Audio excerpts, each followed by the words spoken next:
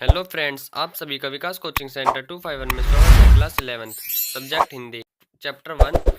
लेखक है भारतेंदु हरिश्चंद्र। पाठ का नाम भारतवर्षों उन्नति कैसे हो सकती है।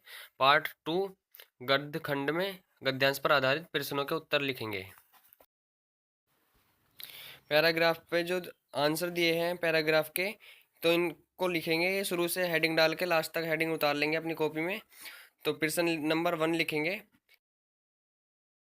उपर्युक्त गद्यांश के पाठ एवं लेखक का नाम लिखिए। तो उत्तर लिखेंगे इसका, प्रस्तुत गद्यांश हमारी पाठ्य पुस्तक हिंदी के गद्यखंड में संकलित भारतवर्षोन्नति कैसे हो सकती है नामक पाठ से लिया गया है।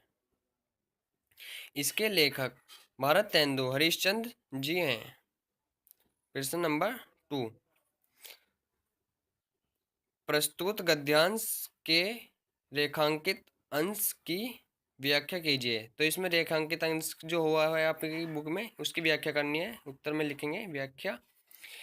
इसमें लेखक ने भारत के हिंदुस्तानी लोगों की तुलना रेलगाड़ी से की है कि जिस तरह रेलगाड़ी के नए डिब्बे देखने में तो अच्छे लगते हैं, लेकिन बिना इंजन सब बेकार हैं, क्योंकि बिना इंजन के रेल नहीं चल सकती। इसी प्रकार भारत के लोग हैं जिनके पास बल बुद्धि आदि तो बहुत है, लेकिन इनको जागरूक करने वाला कोई नहीं है कि किस प्रकार इन्हें अपने देश की उन्नति के लिए कार्य करने चाहिए।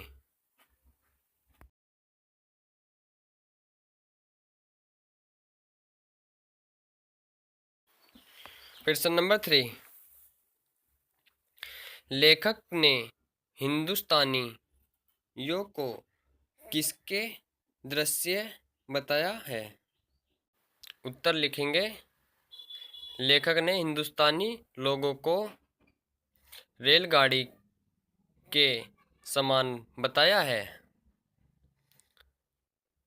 प्रश्न नंबर 4, का चुप साधी रहा बलवाना, इस कथन से लेखक का क्या आशय है। उत्तर में लिखेंगे, इस कथन में लेखक जी कहते हैं कि हे भारत में रहने वालों, यदि तुम्हें कोई सुग्रीव के जैसा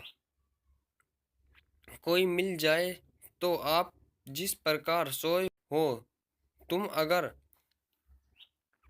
तुम्हें कोई जगाने वाला मिल जाए तो आप सब कुछ कर सकते हो।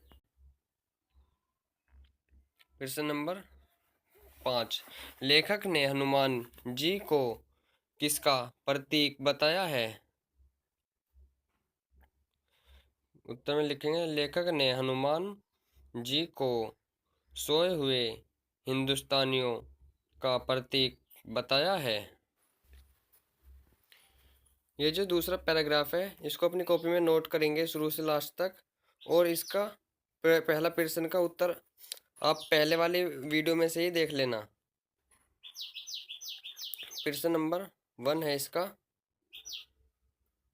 उपर्युक्त गद्यांश का संदर्भ लिखिए। तो उपर्युक्त गद्यांश का प्रस्तुत पद्यांश ये लिखेंगे, प्रस्तुत पद्यांश हमारी पाठ्य पुस्तक हिंदी के गद्य खंड में संकलित भारतवर्षोन्नति से लिया गया है। इसके लेखक भारतेंदु हरिश्चंद्र जी हैं। यही लिखना है जो आपको मैंने पहले ग्राफ में बताया है। तो क्वेश्चन नंबर 2 डालेंगे। प्रश्न नंबर 2, प्रस्तुत गद्यांश के रेखांकित अंश की व्याख्या कीजिए। उत्तर डाल के व्याख्या लिखेंगे। इसमें लेखक कहते हैं कि अमेरिका, अंग्रेज, फ्रांस आदि देशों के जो निवासी हैं, व्यक्ति हैं, सब दौड़ रहे हैं मतलब प्रगति की दिशा में, उन्नति की दिशा में दौड़ रहे हैं, अपने लक्ष्य की ओर बढ़ रहे हैं। उनका लक्ष्य है कि सबसे पहले पाला छू ले, जबकि भारतवासी प्रगति की दौड़ में निरंतर पिछड़ते दिखाई दे रहे हैं। अगर खड़े हैं तो क्रियाशीलता का प्रदर्शन तो कर रहे हैं, परंतु प्रगति हेतु आगे बढ़ने का प्रयास नहीं कर रहे हैं। ये कह रहे हैं, हम काम तो कर रहे हैं, लेकिन उस काम का क्या मतलब है जिससे आगे नहीं बढ़ा जा सकता। जब तक कुछ दिखाई न दे तब तक आपके कार्य का कुछ महत्व नहीं। प्रश्न नंबर 3 डालेंगे। लेखक के अनुसार प्रतिस्पर्धा में भारतवासियों की असफलता का क्या कारण है? उत्तर में लिखेंगे, लेखक के अनुसार प्रतिस्पर्धा में भारतवासियों की असफलता का कारण यह है कि प्रत्येक देश के लोगों की ये इच्छा है कि प्रगति के साथ दौड़े और उन्नति करें और सबसे आगे रहें, जबकि भारतवासियों के अंदर इस तरह के गुणों का विकास नहीं होता।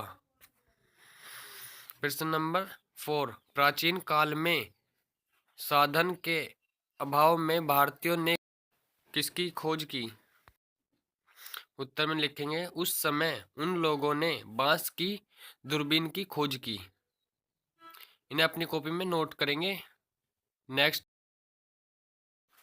प्रश्न नंबर 5, आधुनिक समय में अपनी उन्नति के लिए कौन प्रयासरत है?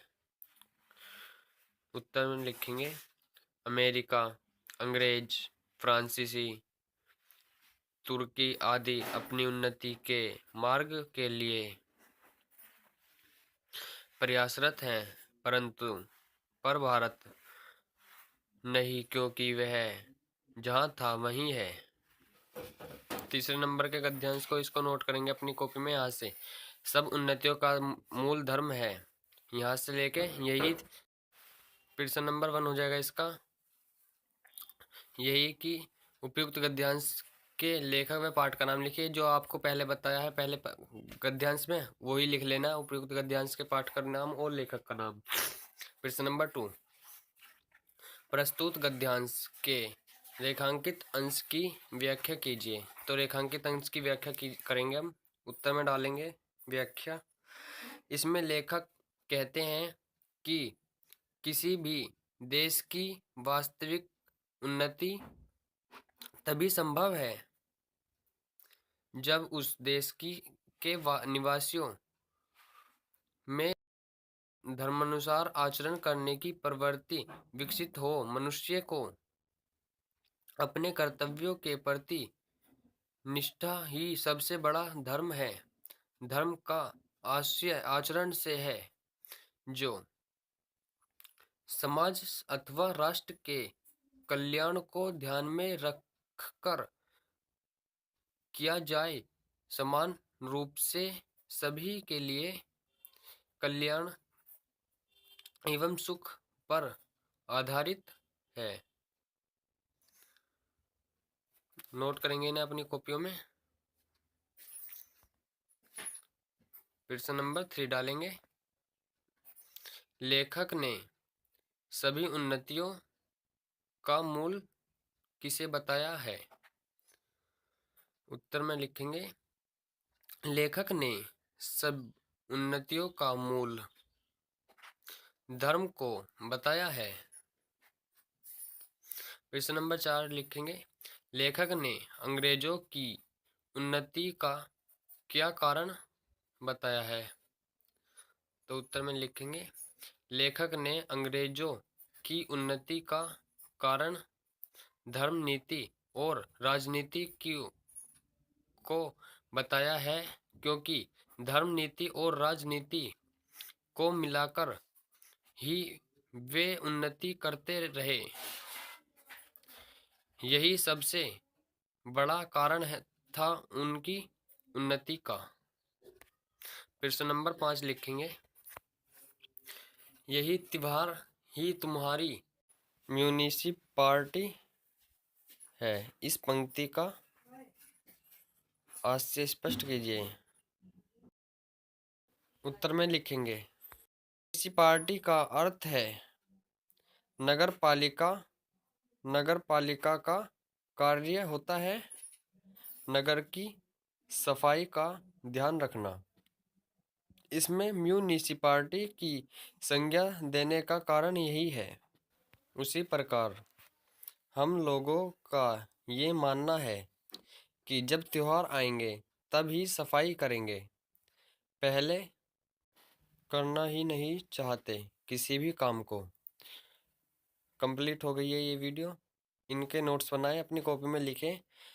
आई होप ये वीडियो आप सभी को अच्छी लगी होगी, तो प्लीज़ चैनल को लाइक करें, शेयर करें एंड सब्सक्राइब करें।